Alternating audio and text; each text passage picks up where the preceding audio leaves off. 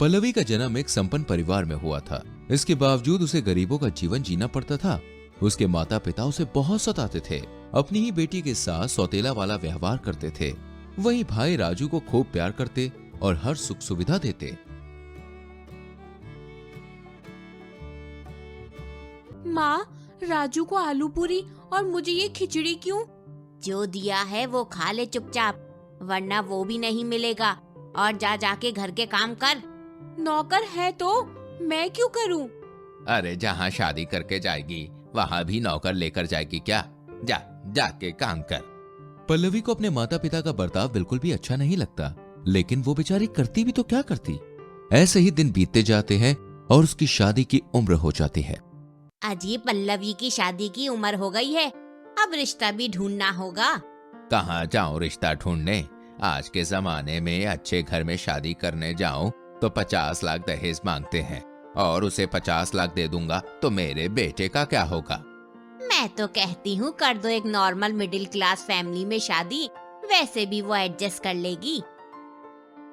और होता भी ऐसा ही है। जीवन अपनी बेटी के लिए एक मिडिल क्लास फैमिली का लड़का ढूंढने जाते हैं और कुछ ही दिनों में उसकी शादी करके उसकी विदाई भी कर देते हैं। ससुराल जा तो रही है, लेकिन नाक मत कटा देना हमारी। वैसे भी बेटी की डोली ससुराल जाती है और ससुराल से वो अर्थी में ही निकलती है। समझ गई ना क्या कह रही हूँ मैं? जी माँ। वहीं ससुराल में पल्लवी का बहुत ही अच्छे से स्वागत किया जाता है। बहू, आज से तुम इस घर का हिस्सा हो। पहली बार पल्लवी को इतना अपनापन महसूस हुआ था और वो बहुत खुश थी। ऐसे ही एक दिन, पल्लवी, तुम खाना बना लो, आज मेरी तबीयत ठीक नहीं है। जी ठीक है दीदी। इसके बाद पल्लवी सारा खाना बनाती है और खाने के समय, अरे खाना किसने बनाया आज?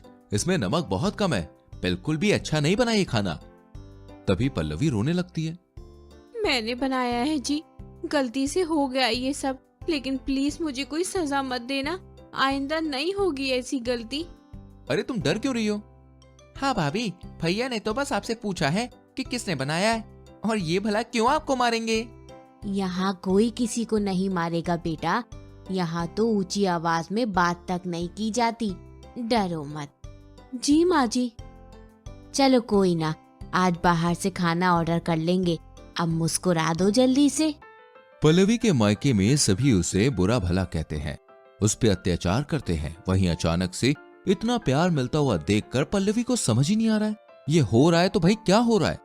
फिर एक दिन पल्लवी की माँ का कॉल आता है। सुन पल्लवी, तू जल्दी से घर आ जा, तेरे लिए एक रिश्ता आया है। बड़े अमीर लोग हैं, वो दहेज भी नहीं लेंगे, बाकी उल्टा दहेज देंगे, जिससे तेरे भाई की जिंदगी सेट हो जाएगी। आप पागल हो गई हो क्या माँ? मैं ऑलरेडी शादीशुदा हूँ, और कितनी शादी करवाओगी मेरी? अरे क्या रखा है उस फटीचर गरीब के यहाँ?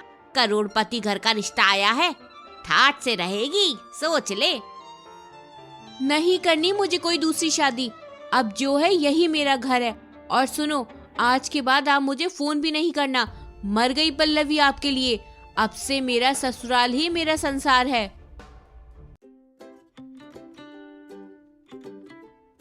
इसके बाद पल्लवी अपने सास के गले लगकर बहुत रोती है और इस बात का एहसास होता है उसे कि ससुराल मायके से बहुत अच्छा है।